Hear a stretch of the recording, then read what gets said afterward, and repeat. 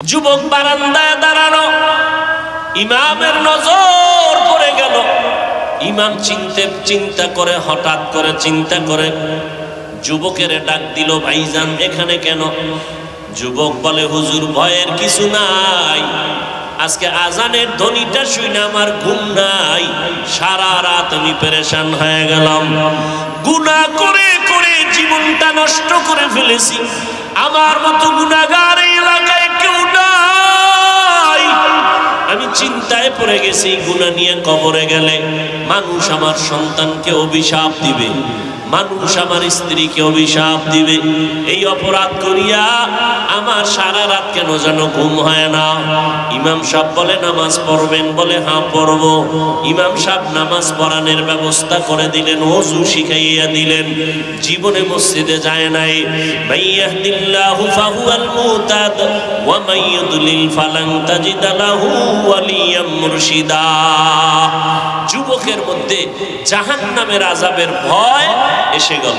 মানুষের মধ্যে যখন ভয় আসে, ভয়, আমার উপায় কি হবে, আমি অন্যায় করলে শাস্তি পেতে হবে, এই চিন্তাটা যখন ছাত্রের মধ্যে আসে তখন অন্যায় করে না। এই চিন্তা যখন সন্তানের ভেতরে আসে তখন মা বাবার সামনে অপরাধ করে না। এই চিন্তা যখন বান্দার মধ্যে আসে, আমার উপায় কি হবে, সরকারের জমিনে থাইকা সরকারের একটা টাকাও আমরা ভোগ করি না, এরপর দেখা যায় অন্যায় করলে পুলিশ হ্যান্ডকাপ লাগায়, জেলখানায় নেয়, মামলা হয়ে যায়। আল্লাহর আদালতে আল্লাহর দেওয়া পানি, আল্লাহর দেওয়া বাতাস, আল্লাহর দেওয়া নিয়ামত সব ভোগ করার পরে যারা আল্লাহর হুকুম মানলো না, হঠাৎ এক সময় যখন ভয় আসবে, আমার কি উপায় হবে আল্লাহর আদালত, মরিয়া গেলে কি উপায় হবে কবরে, যেই কবরে আপন বলতে কেউ নাই, যেই কবরে একটা বাতি নাই, আপন কেউ নাই, একটা বিছানাও নাই, ছোট একটা ঘর হবে যেখানে আমি একা থাকতে বড় কষ্ট হয়ে যাবে, তাও বাঁশবাগানে রাখবে, কেউ একবারও আমার কবরে গিয়া উকি দিবে না, সহযোগিতা করবে না। এই চিন্তা যখন বান্দার অন্তরে আসবে তখন বান্দা নেক আমলের জন্য পাগল হয়ে যাবে। আমি এখন আর গুনাহ করব না, মরিয়া গেলে যাব, তারপরও গুনার কাছেও যাব না। এই যে যারা একটু টুপি মাথায় দেয়, দাড়িওয়ালা, এরা সব সময় পাগলামি করে আল্লাহকে পাওয়ার জন্য। কারণটা কি? এর এতদিন বুঝে আসে নাই, জীবনে বহু গান শুনছে, কত অন্যায় করেছে, হঠাৎ আল্লাহওয়ালার সোহবতে গিয়া পাগড়ি লাগায় দিছে, চোখে পানি আসছে, কান্না করে, দেখা হলেই চোখের পানি, হুজুর পাইলেই দোয়া চায়, হুজুর দোয়া করবেন, আমার মতো গুনাহগার কেউ নাই। ওই আল্লাহওয়ালার সোহবতে যাওয়ার পর কলবের আয়না খুলে গেছে, ওই বান্দার অন্যায় ধরা পড়েছে, আমার মতো অন্যায়কারী জমিনের মধ্যে কেউ নাই, আমার মতো জাহান্নামের আসামি কেউ নাই। দুনিয়াতে সন্তান অন্যায় করে, বাবার হাতে পুলিশ এসে হ্যান্ডকাপ লাগায়, বাবা একা আমাকে কেন ধরেছো, আমার উপরে কেন আক্রমণ করেছো, আমি তো কোনো অপরাধ করি নাই। বলে, তোমার সন্তানকে কন্ট্রোলের জন্য তোমার উপরে আক্রমণ শুরু হয়ে গেল। দুনিয়ার জমিনের মধ্যে সন্তানের অন্যায় করার কারণে মা বাবাই যদি গ্রেফতার হইয়া যায়, ওরে নবীর উম্মতেরা, দুনিয়ার সরকারের থেকে আমার আল্লাহর সরকার কি মনে করেছো দুর্বল? আল্লাহ তাআলা রব্বুল আলামিন এই জমিনটাকে ধ্বংস করতে 1 মিনিটও লাগবে না, করোনা দিয়া গোটা দুনিয়ার মাথাওয়ালাদেরকে দুর্বল করে দিল কে? আল্লাহ।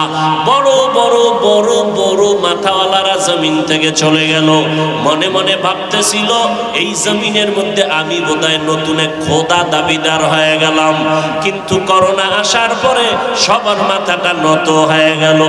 এই বুঝটা যখন বান্দার অন্তরে আসে যে আমার উপায় কি হবে, জীবনে কি করলাম, কি করতেছি, যাব কই, শেষ ঠিকানা আমার 3টা সাদা কাপড়, আমি যেই ছেলের জন্য পাগল হয়ে কামাই রুজি করি, রাত নাই দিন নাই, খানা নাই ঘুম নাই, আমি মরণকালের সময় আমার ওই সন্তান পেলেন দিয়ে আমার গায়ের জামাগুলো কেটে কেটে রেখে দিবে, আমার সন্তান আমার লাশ ঘরের থেকে নামাইয়া বলবে, বিদায় দাও,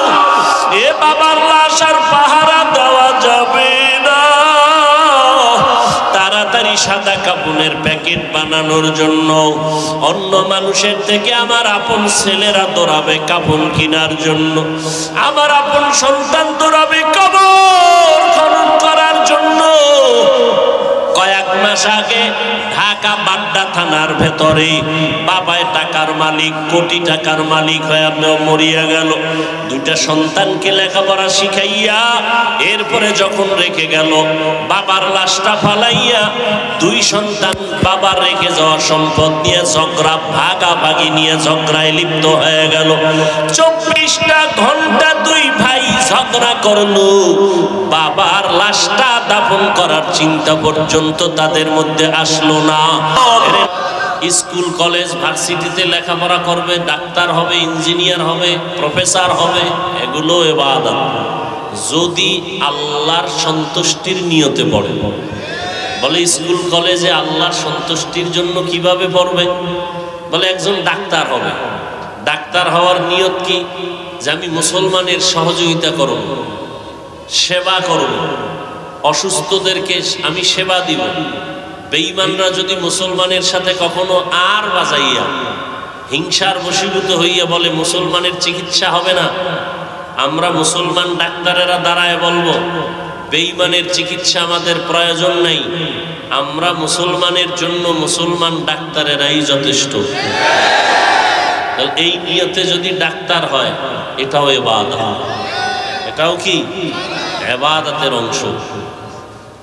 আসলে আল্লাহর হুকুম মতো চলা খুব সহজ। দেখেন, অনেকে মনে করে আল্লাহর হুকুম মতো চলতে গেলে স্বাধীনতা থাকবে না।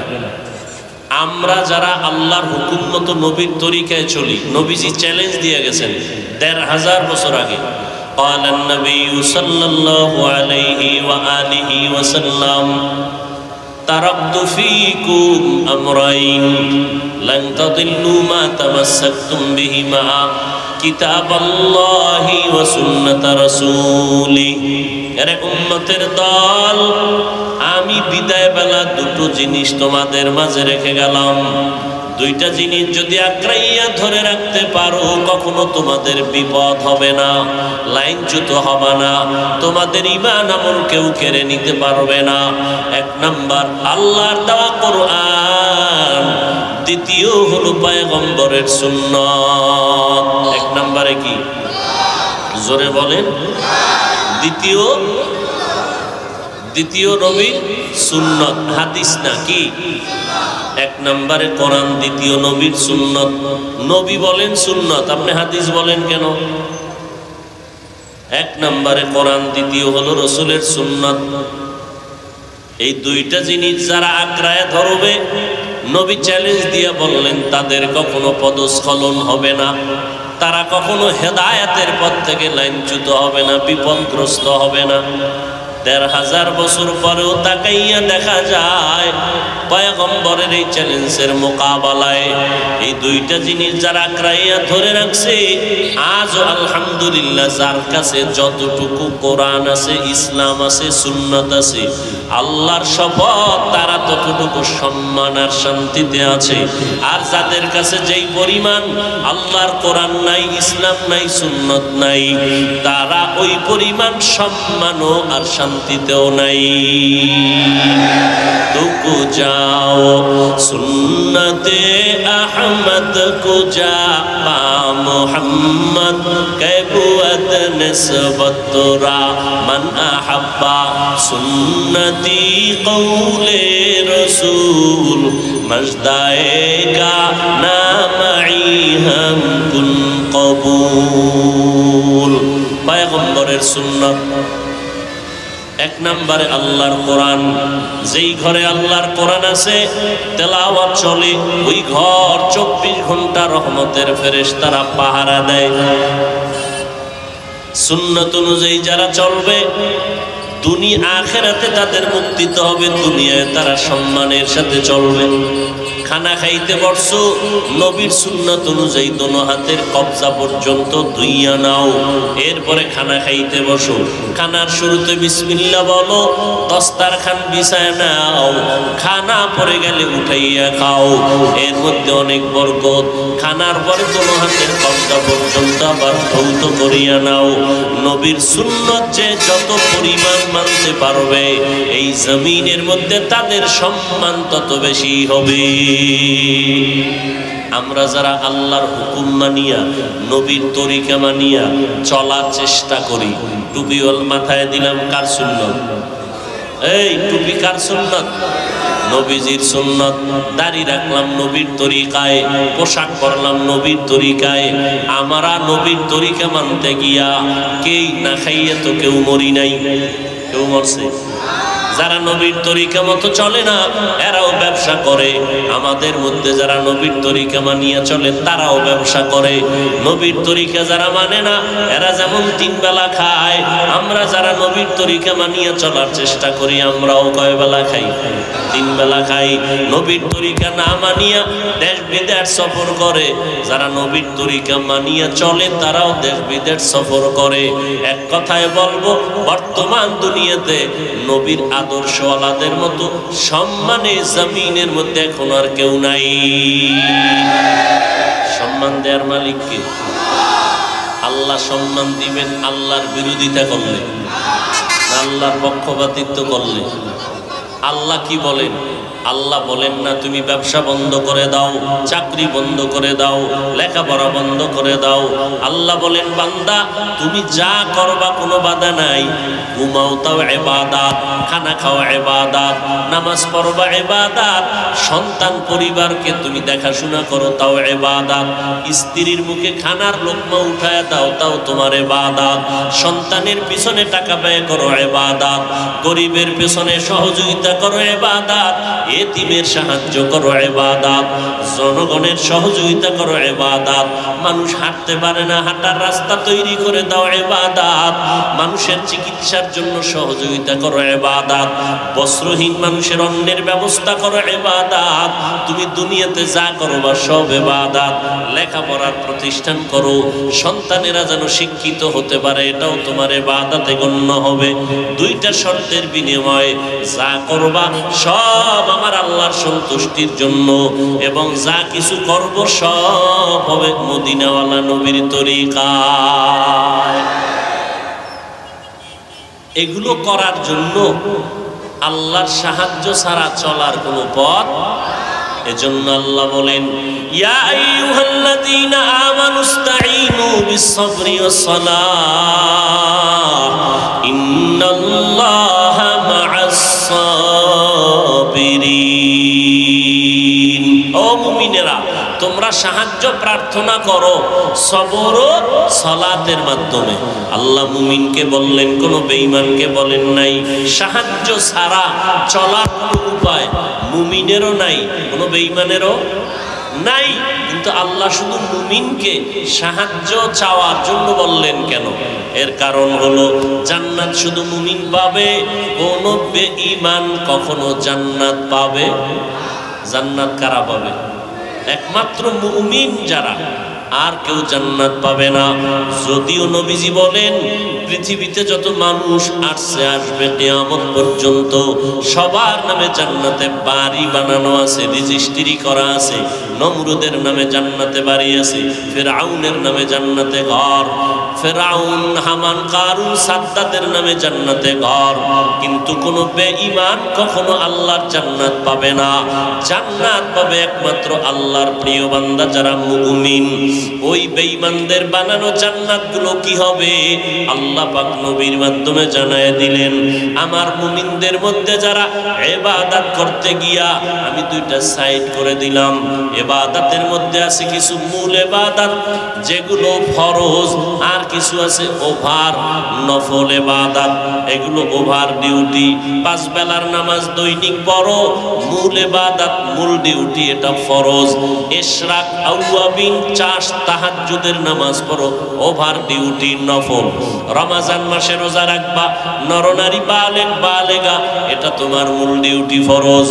বৃহস্পতিবারে সোমবার দিন রোজা রাখো, আশুরার রোজা রাখো, আরাফাতের রোজা রাখো, ইয়ৌমে বীজের রোজা রাখো, এটা নফল ওভার ডিউটি।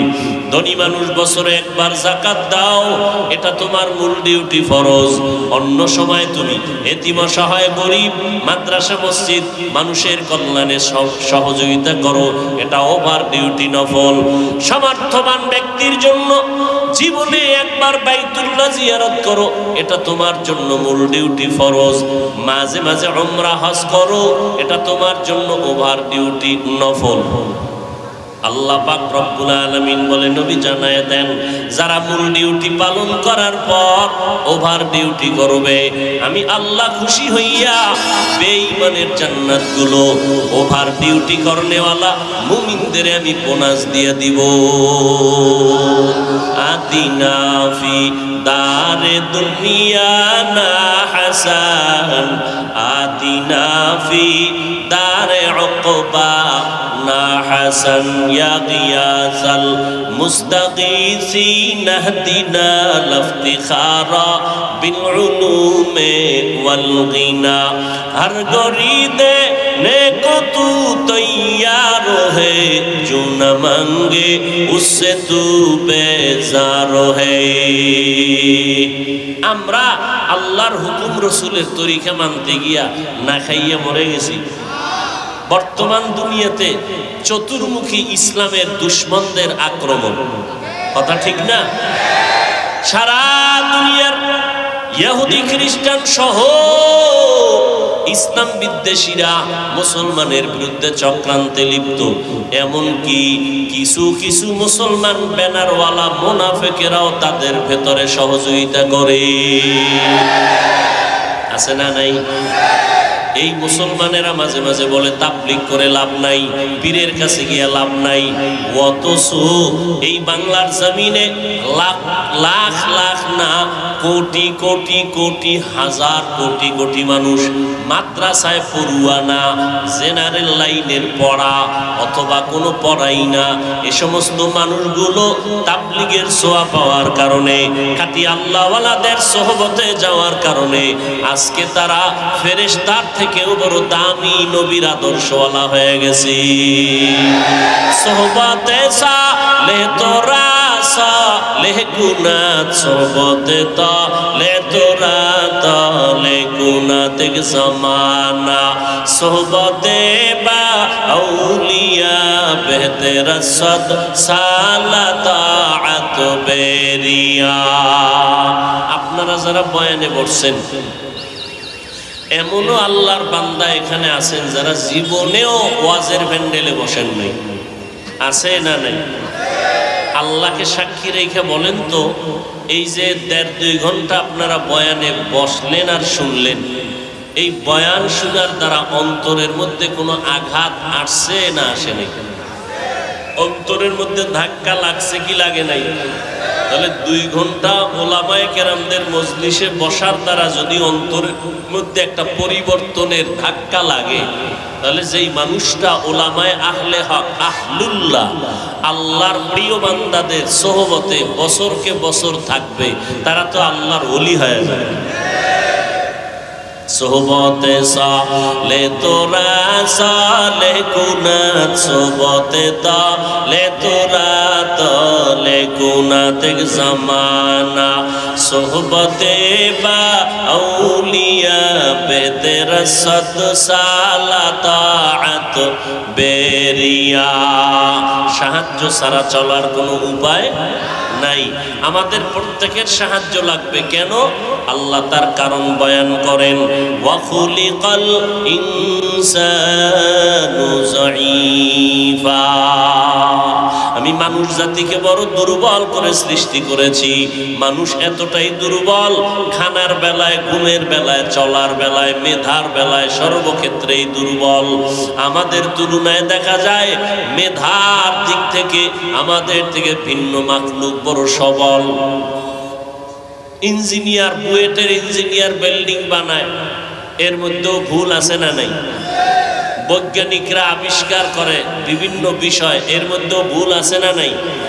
এক সময় বৈজ্ঞানিকরা বলতো পৃথিবী ঘুরে, সূর্য ঘুরে না। আবার একদল আইসা বলে না পৃথিবী স্থির, সূর্য ঘুরে। আবার একদল কয় না দোনোটাই ঘুরে।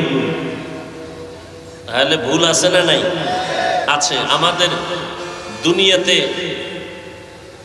এই সুন্দর ইঞ্জিনিয়ার ইঁদুর আছে না নাই? ইঁদুর ধানের ফসলের জমিনে সুন্দর সুরঙ্গ পথ বানায়। যেমন শত্রুদের থেকে আত্মরক্ষার জন্য আর্মি, সেনাবাহিনী এরকম সুরঙ্গ পথ বানায়, যুদ্ধ চলার ক্ষেত্রে যেন আত্মগোপনে থাকা যায়, নিরাপত্তায় থাকা যায়।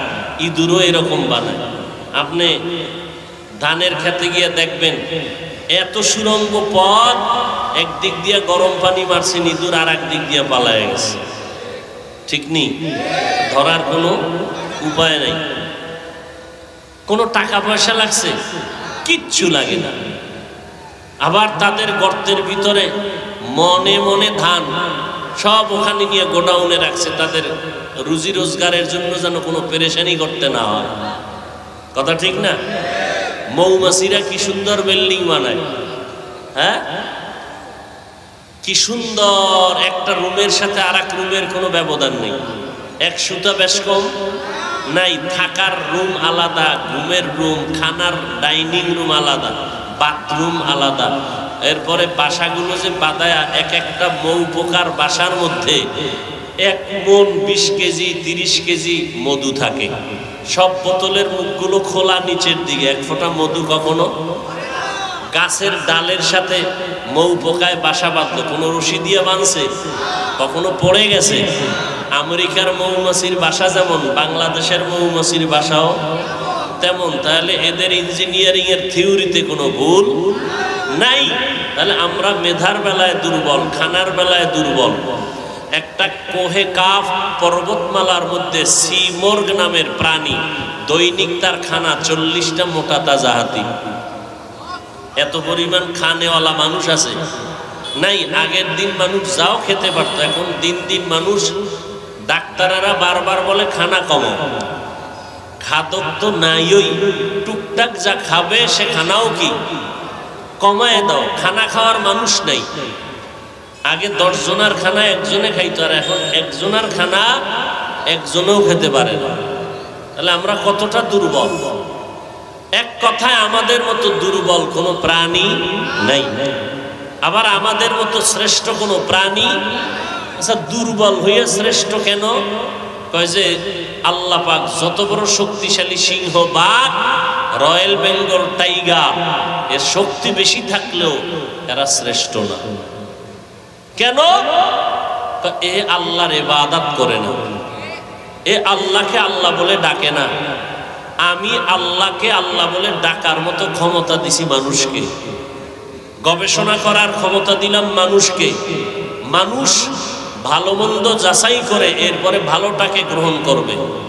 পশু ফেরেশতারা অল টাইম আল্লাহর হুকুম মতো চলে। গুনাহ করবে দূরের কথা, গুনাহ চিনেই না। কারা?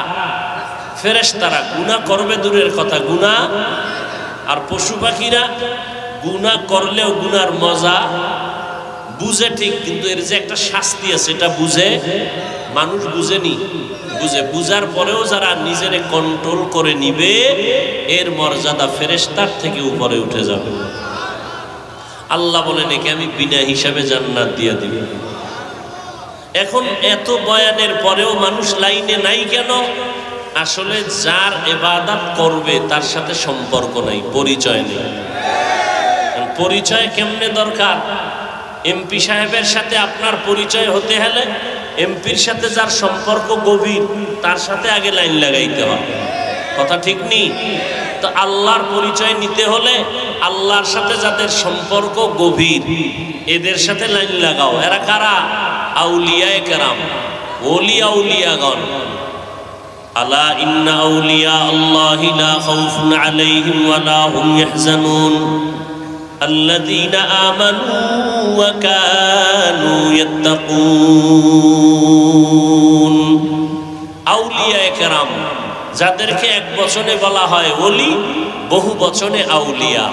তবে এদের মধ্যে দুনিয়ার মোহে পড়ে কিছু শয়তানের চক্রান্তের শিকারে কিছু ভণ্ডও থাকবে, আছে না নাই? এরা ওলি কুল শিরোমণি ব্যানার লাগাইলো, এদের ভিতরে ভণ্ডামি। আমার নবীর থেকে বড় ওলি কেউ আছে? আমার নবীর থেকে বড় পীর কেউ আছে? নবীর থেকে বড় মুফাসসির মুহাদ্দিস মুফতি কেউ আছে? ইবাদত করেনেওয়ালা কেউ আছে? আমার নবী উম্মতের দাঁড়ে দাঁড়ে গিয়ে দাওয়াত দিছেন কি দেন নাই? নবী দাওয়াত দেওয়ার প্রথম তার হাতিয়ার ছিল কোরআন শরীফের তেলাওয়াত। কোরআন শরীফের তেলাওয়াত। অতএব এই জমিনের মধ্যে যারা উম্মতের ইমামতি নিবেন, রাহবরি নিবেন, মুরব্বী সাজবেন, শায়েখ হবেন, তাদের এক নাম্বার দায়িত্ব উম্মতের দাঁড়ে দাঁড়ে গিয়া কোরআন তেলাওয়াত করে শোনাবেন। কিন্তু আমাদের দেশে এমন পীর আছে, কোরআন তেলাওয়াত করবে দূরের কথা, মুরিদদেরকে সামনে গিয়া ইমামতি করে নামাজ পড়ানোর যোগ্যতা নেই। এ সমস্ত নামদারি পীরের দরবারেও মানুষ যায় না? যায় না। কেন যায়? এরা আখেরাত পাইতে যায় না, এরা দুনিয়ার লোভে পড়ে যায়। ওখানে কিছু জিন্নাত দিয়ে খেলা করে, তো জাদু টাদু দেয়, কিছু তাবিজ টাবিজ দেয়, পানি ভরা দেয়, তো মানুষের দ্বারা দুনিয়ার কিছু লাভবান হয়। যে কারণে দেখা যায় পীরের দরবারে 20 বছর যায়, দাড়ি উঠে না। পীরের দরবারে বছর বছর ঘুরতেছে, পাগড়ি নাই। পীরের দরবারে ঘুরতেছে, রসুলের সুন্নতের টুপি নাই, পর্দা নাই। বরং পীরের দরবারে গিয়া আগের তুলনায় গুনাহের কাজ বেশি করে। আছে না নাই? এবং পীর সে জান্নাতে নেওয়ার ক্ষমতা নাই। আল্লাহ কোরআনে বলেন, ইন্নাকা লা তাহদি মান আহবাবতা ওয়ালাকিন্নাল্লাহা ইয়াহদি মান ইয়াশা। নবীকে বলতেছেন, হে নবী, আপনি যাকে মোহাব্বত করবেন তাকেই কালেমার রশি পড়াতে পারবেন না, হেদায়াতের গোলামির জিঞ্জির পরাতে পারবেন না। আমি আল্লাহ যদি চাই তো হেদায়াতের মালা গলায় পড়বে। জমিনের ভেতরে আল্লাহ চাইছেন তো ওমরের গলায় হেদায়াতের মালা লেগে গেছে। আর আল্লাহ চান নাই আবু জাহাল নবীকে দেখলো, বয়ান শুনলো, 13টা বছর পর্যন্ত নবীকে ভালো করে চিনলো, জানলো। এরপর আবু জাহালের জবানে কালেমা আসে নাই। নবী হাতের মুষ্টির মধ্যে আবু জাহাল পাথর নিয়ে বলতেছে, মোহাম্মদ যদি বলতে পারো আমার হাতের মুষ্টির মধ্যে কি আছে, আমি এখন তোমারে নবী বলে স্বীকার করব, কালেমা পড়ব। নবী বলেন, আমি বলতে পারি না। কেন?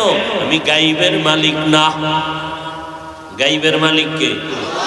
আর জোরে বলেন, আমি গাইবের মালিক না। তো যদি আপনার হাতের মুষ্টিতে যা আছে ওরা যদি কথা বলে মানবেন? মানব।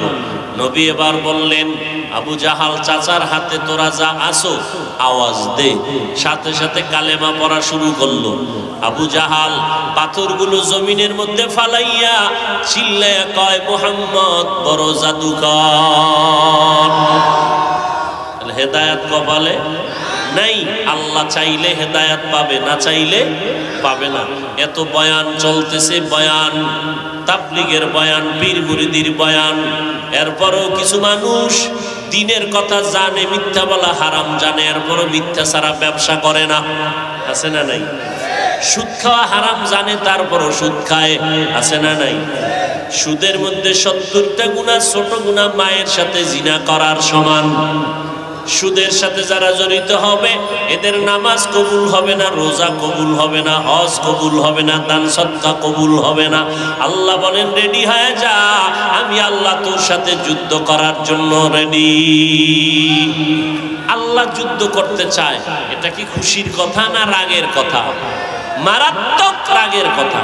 আল্লাহ সুদের মহামারীর থেকে গোটা জাতিকে হেফাজত করেন। আর জোরে বলেন, আল্লাহ বলেন, সাহায্য কামনা করো। 2টা জিনিসের মাধ্যমে সাহায্য প্রার্থনা করবা। 1 নাম্বার ধৈর্য, 2 নম্বরে হলো নামাজ। আজ আমাদের ভেতরে ধৈর্য নাই, নামাজও নাই। ধৈর্য নাই, নামাজও নাই, অথচ ধৈর্যের মধ্যে আল্লাহ দুইটা পুরস্কার দিবেন নগদ, একটা আখিরাতে আর একটা দুনিয়ায়। দুনিয়াতে যারা ধৈর্যের সাথে আল্লাহর ইবাদত করবে, নামাজ আদায় করবে, 1 নাম্বার পুরস্কার হলো আল্লাহ বলেন, ও ধৈর্য ধারণকারী গোলাম, তোর চিন্তা নাই, আমি আল্লাহ তোর সঙ্গী হয়ে গেলাম।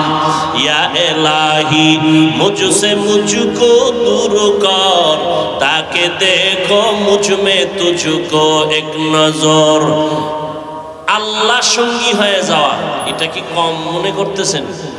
মান কানা লিল্লাহ কানাল্লাহু লা, যেই বান্দা আল্লাহর হয়ে যাবে, গোটা দুনিয়া তার গোলাম পায়ের নিচে আসবে, গোলামে পরিণত হয়ে যাবে। ওমরে ফারুক আল্লাহর গোলাম হয়ে গেলেন, বাঘ তার গোলাম হয়ে গেল। উজানির কারি ইব্রাহিম রাহমাতুল্লাহ আলাই আল্লাহর গোলামে পরিণত হয়ে গেলেন, বাঘ তার গোলাম পরিণত হয়ে গেল। গরু কথা শুনিনি মানুষের? এই আপনারা হাল চাষ করেন না?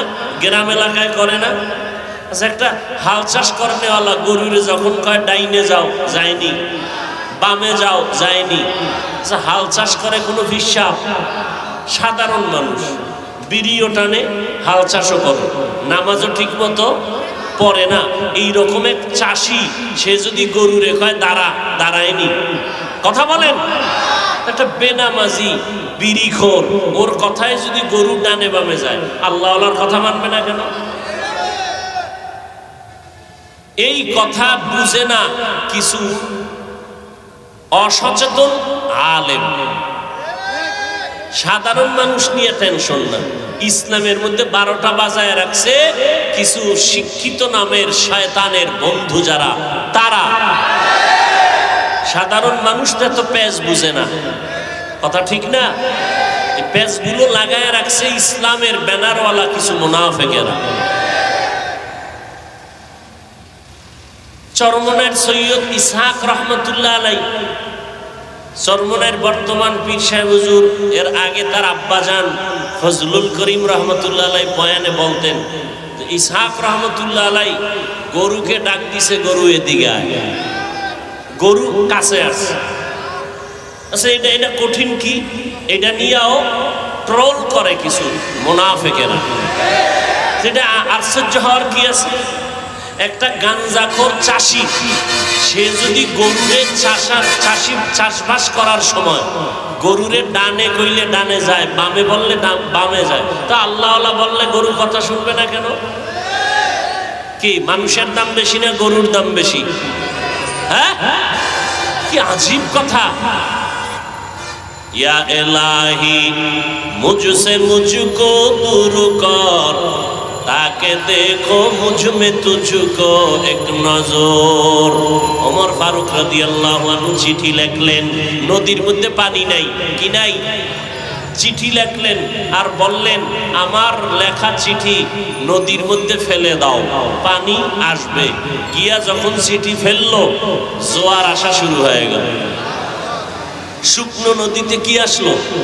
পানি। ক্ষমতা কে দিছেন? জোরে বলেন। বড় আফসোস, আল্লাহর খাস বান্দা যারা, এরা ভিন্ন মাখলুকের সাথে কথা বলেছেন। এরা যদি মাখলুকদের কিছু বলে, তারা মানতে কি বাধ্য। এই ক্ষমতা কে দেন? ইয়া আইয়ুহাল্লাযীনা আমানু ইন তাত্তাকুল্লাহ ইয়াজআল লাকুম ফুরকানা। তাকওয়ার উপরে যারা চলবে, মুজাহাদা করবে, আল্লাহ তাদেরকে স্পেশাল পাওয়ার দান করবেন। এই পাওয়ারের নাম ফুরকান। আল্লাহ তাআলা তার বিশেষ বান্দাদেরকে পাওয়ার দান করেন। যুবক সন্তান গুনাহ করতে করতে জীবনটা বিপন্ন হয়ে গেল, গুনাহ করে করে জীবনটাকে নষ্ট করে ফেললো, আল্লাহর বান্দা পেরেশান হয়ে গেল। এক সময় বিছানায় শুইয়া চিন্তায় পড়ে গেল, রাত গভীর, আমি যুবক মানুষ, এমন কোনো অন্যায় নাই করি নাই, অন্যায় করতে করতে জীবনটা আমার ধ্বংস হয়ে গেল। আল্লাহ বলে, বান্দা, দুনিয়ার পরীক্ষায় যদি কামিয়াব হইয়া জান্নাত পেতে চাও, তোমার সাহায্য চাওয়া লাগবে। সাহায্য চাইতে হলে তোমার দুইটা গুণ অর্জন করা লাগবে। 1 নাম্বার গুণের নাম ধৈর্য, 2 নাম্বার গুণের নাম হলো নামাজ। ধৈর্যের 1 নাম্বার, যারা ধৈর্য ধারণ করবা তাদের 1 নাম্বার পুরস্কার আমি আল্লাহ তার সঙ্গী হয়ে যাব। 2 নাম্বার পুরস্কার কিয়ামতের ময়দানে আমি আল্লাহ তাকে বিনা হিসাবে জান্নাত দিয়ে দিব। বিনা হিসাবে জান্নাতে যেতে চাইতো, কথা বলেন না কেন?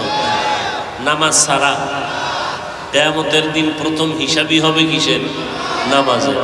আল্লাহ পাক বলেন পাস করার জন্য ধৈর্য নামের মেডিসিন তোমার ভেতরে লাগবে। ধৈর্যের বড় দাম। 1 নাম্বার পুরস্কার আল্লাহ সঙ্গী হয়ে যাবেন। 2য় পুরস্কার আল্লাহ বিনা হিসাবে জান্নাত দিবেন।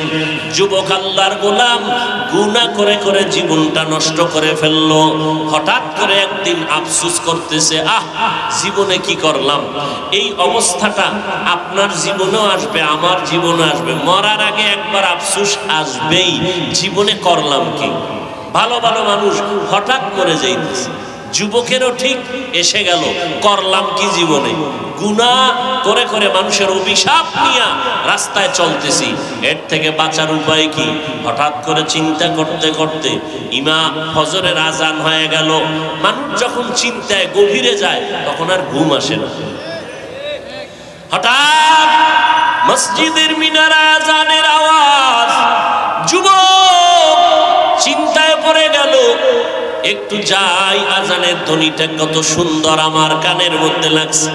এ যুবক, আজকে মোবাইল চালাইয়া মজা করে গান শুনো। আল্লাহর কসম 1 বার, আল্লাহর কসম 2 বার, আল্লাহর কসম 3 বার। মাইনা দেখ, না মানলে ভাবি না। আমি বলে গেলাম, রাতের বেলা ঘুমের ঘরে গে যাইয়া সারা রাত্র মোবাইলটা চালাও, গুনার প্র্যাকটিস করো। এক পর্যায়ে মোবাইলটা যখন বন্ধ করবি, ওই সময় একটু কোরআন তেলাওয়াত শুনবি। মোবাইলে সার্চ দিবি কোরআন তেলাওয়াত, সাথে সাথে তেলাওয়াত চলে আসবে। মক্কা মদিনার ইমামদের তেলাওয়াত, ভালো ভালো কারি সাহেবদের তেলাওয়াত, এগুলো শুনতে থাক। মোবাইলে চালু কইরা বালিশে মাথা লাগাইয়া শুইয়া পড়। মোবাইলের তেলাওয়াত চলতে থাকবে, বান্দা তুই আস্তে আস্তে ঘুমায়া যাবি।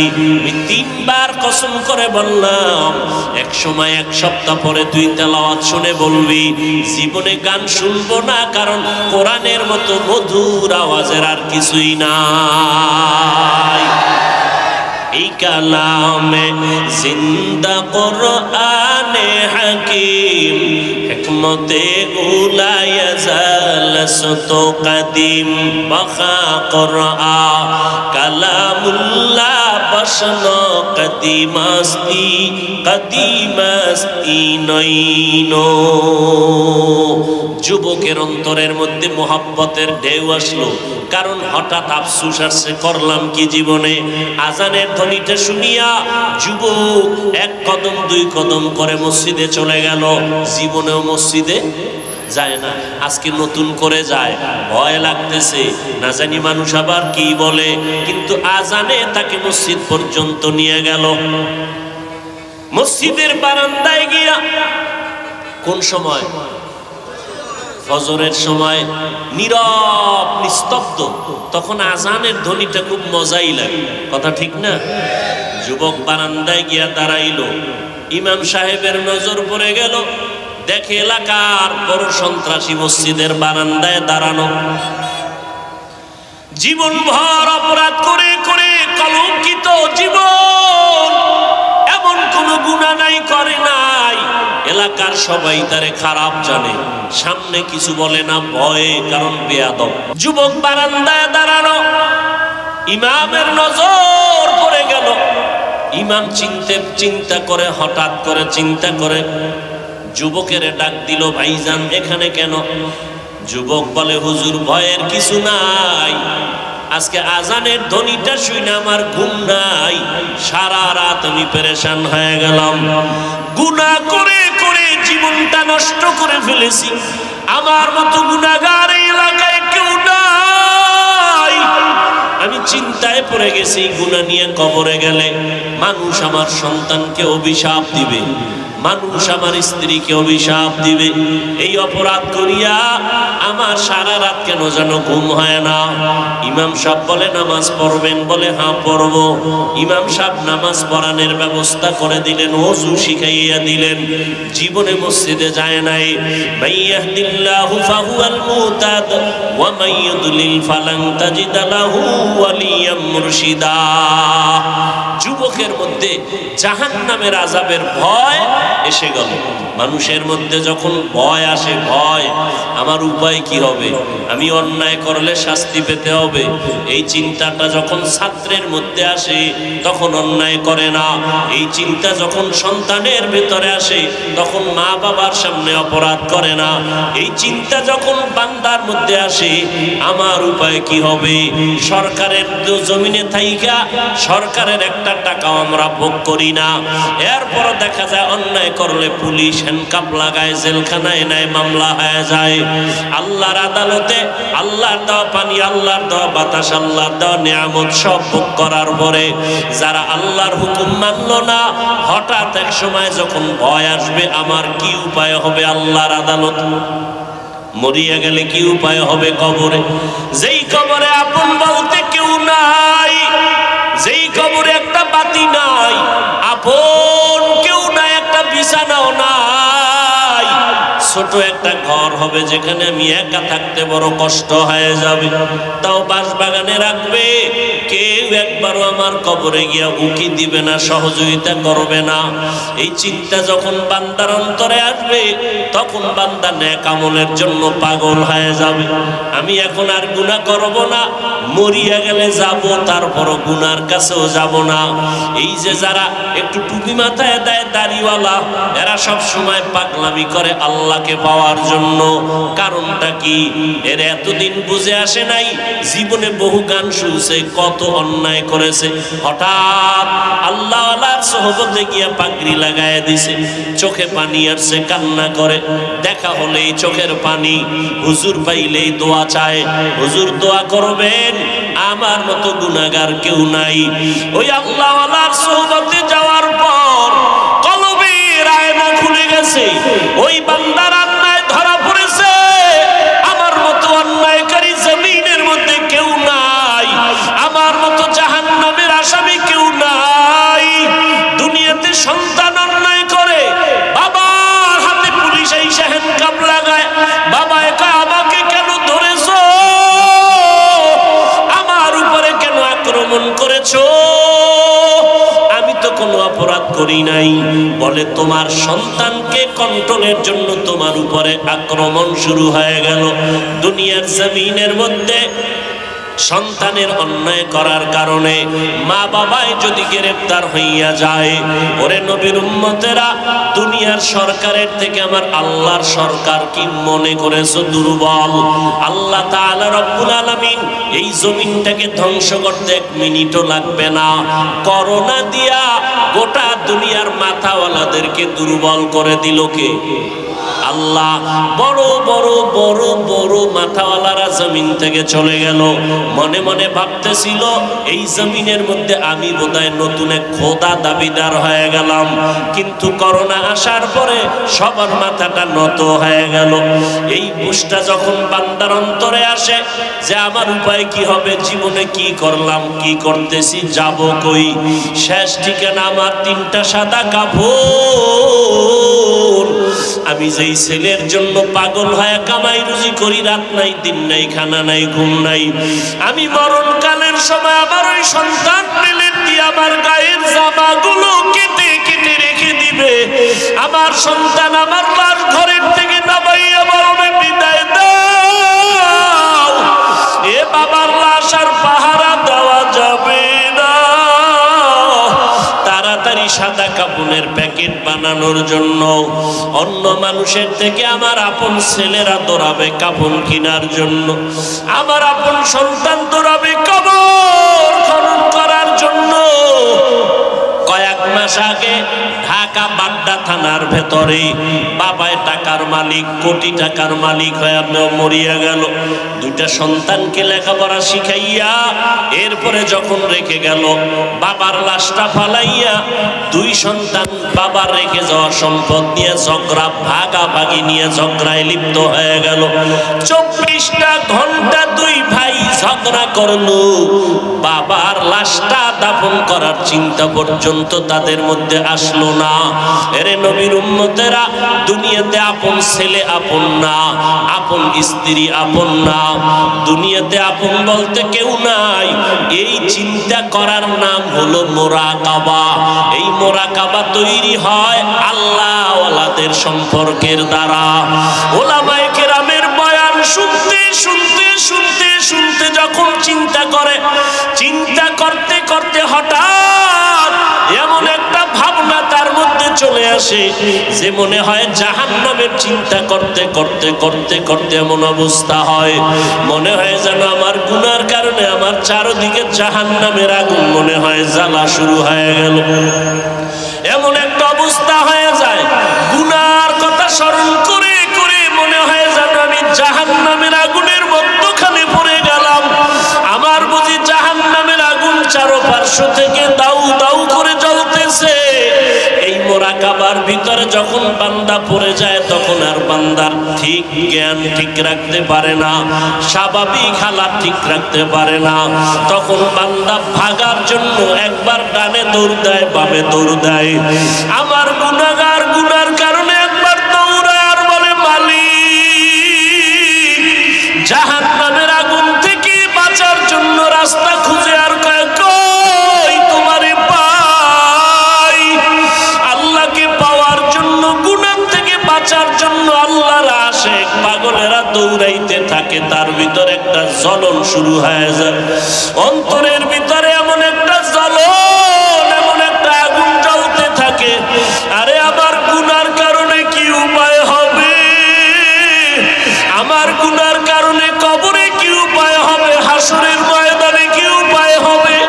যেই হাসরের ময়দানে নবীরা পর্যন্ত নাফসি নাফসি বলে কাঁদবেন, ঈসা নবী কাঁদবেন, আল্লাহ আমাকে বাঁচাও, তোমার আযাব সহ্য করা যায় না। হাসরের ময়দানের কষ্ট সহ্য করতে পারবে না, নবীরা কাঁদবেন। মুসা নবী বলবেন, আল্লাহ আমাকে বাঁচাও। ইব্রাহিম নবী কাঁদবেন আর বলবেন, আল্লাহ আমাকে বাঁচাও। আপনার আমার নবী রহমাতুল লিল আলামিন আম্মা জান আয়েশা রাদিয়াল্লাহু আনহা বলতেছেন, আমার রুমের মধ্যে, হুজরার মধ্যে বসে দেখি আমার নবী একদিন গুনগুন করে কান্না করেন। আমি আয়েশা ভয় পেয়ে গেলাম, নবীর সাথে কোনো বেয়াদবি হয়ে গেল নাকি। আম্মা জান আয়েশা বলেন, আমি নবীর কিনারায় গিয়ে আস্তে দাঁড়ায় বললাম, পয়গম্বর আপনি কেন কান্না করেন? আমি আয়েশা কোনো বেয়াদবি করেছি? কয় না, কোনো বেয়াদবি না। তো নবী আপনি কেন কাঁদেন? বলে হাসরের ময়দানের কথা মনে পড়ে গেছে। ওই হাসরের ময়দানে কি অবস্থা হবে আমার উম্মতের। আম্মা জান আয়েশা বলেন, নবী কেমন হালাত হবে যে আপনি কান্না করতেছেন? আপনার তো কোনো গুনাহ নাই, আল্লাহ আপনার মুহাব্বতের আশিক, আপনি নবীর কোনো গুনাহ নাই, এরপরও কেন কান্না করতেছেন? আল্লাহর নবী বলেন, ও আয়েশা, কিয়ামতের ময়দানে আল্লাহর রহমত ছাড়া কেউ নাজাত পাবে না। আম্মা জান প্রশ্ন করলেন, নবী আপনি? বলে আমিও না। আল্লাহ যদি দয়া না করেন সেদিন কারো জান্নাতে যাওয়ার উপায় নাই। হাদিস শরীফে নবী বলেন, এক আল্লাহর বান্দা কিয়ামতের ময়দানে হাজির হবে, দেখবে গুনার কারণে জাহান্নামের হ্যান্ডকাপ লাগানো হবে। আল্লাহ অর্ডার করবে, ফেরেশতা এই বান্দাকে জাহান্নামের হ্যান্ডকাপ লাগায়া জাহান্নামের দিকে নিয়ে যাও। আল্লাহর বান্দাকে যখন আল্লাহর অর্ডারে জাহান্নামের ফেরেশতা হ্যান্ডকাপ লাগায়া জাহান্নামের দিকে নিয়ে যাবে, ওই বান্দা বারবার আমার মাওলার দিকে পিছনে ফিরিয়া তাকাবে। আল্লাহ তাআলার কুদরতি অন্তরে জোশ এসে যাবে। আল্লাহ বলবে, ফেরেশতারা দাঁড়াও,